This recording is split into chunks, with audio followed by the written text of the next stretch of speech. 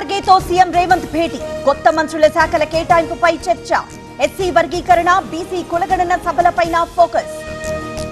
మోదీ పాలనలో ఒక్క అవినీతి మరకలేదు. పేదరికాన్ని 29 నుంచి 11% తగ్గించాం. దేశం అన్ని రంగాల్లో ముందుకెళ్తోందన్న కిషన్ రెడ్డి. అక్రమ కేసులకు భయపడేదే లేదు. న్యాయస్థానాల్లో అక్రమ కేసులు వీగిపోతున్నాయి. రేవంత్ రెడ్డి కుట్రలు ఫలించడం లేదన్న హరీష్ రావు. గత ప్రభుత్వంలో రాక్షస పాలన చూశాం. ఏ వర్గానికి న్యాయం జరగలేదు. రాష్ట్రాన్ని అప్పుల పాలు చేశారన్న పురంధేశ్వరి. ఫామ్ హౌస్ కు హరీష్ రావు, కేసీఆర్ తో సమావేశం. కాళేశ్వరం కమిషన్ విచారణపై చర్చ.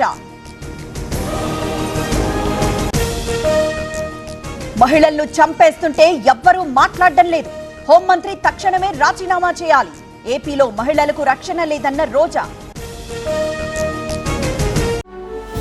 ఓఎసిస్ జనని యాత్ర తెలుగు రాష్ట్రాలలో మొట్టమొదటిసారిగా మొబైల్ ఫర్టిలిటీ క్యాంప్. పిఎస్ఆర్ ఆంజనేయులకు అస్వస్థత. ప్రభుత్వాసుపత్రికి తీసుకువెళ్లిన పోలీసులు. బీపీ ఎక్కువ కావడంతో తరలింపు. గుంటూరుకు కాకాణి తరలింపు. పీటీ వారెంట్ పై అదుపులోకి తీసుకున్న పోలీసులు. అక్రమ మైనింగ్ కేసులో జైల్లో ఉన్న మాజీ మంత్రి. కాంగ్రెస్ లో పనిచేసే వారికే పదవులు. సామాజిక న్యాయం పాటిస్తూ మంత్రివర్గ విస్తరణ. బీసీలకు ప్రాధాన్యత దక్కిందన్న దానం. బాపట్ల జిల్లా జమ్ములపాలెంలో దారుణం. భార్యపై పెట్రోల్ పోసి నిప్పంటించిన భర్త. కఠిన చర్యలు తీసుకోవాలని బంధువుల రాస్తారోకో. మంగళగిరి కోర్టుకు కొమ్మినేని. అంతకుముందు జీజీహెచ్ లో వైద్య పరీక్షలు. అనుచిత వ్యాఖ్యల కేసులో నిన్న అరెస్ట్.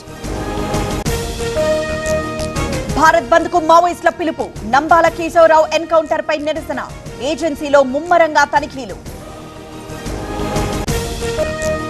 ముంబై రైలు ప్రమాద ఘటనపై దర్యాప్తు. పలు వివరాలు సేకరించిన అధికారులు.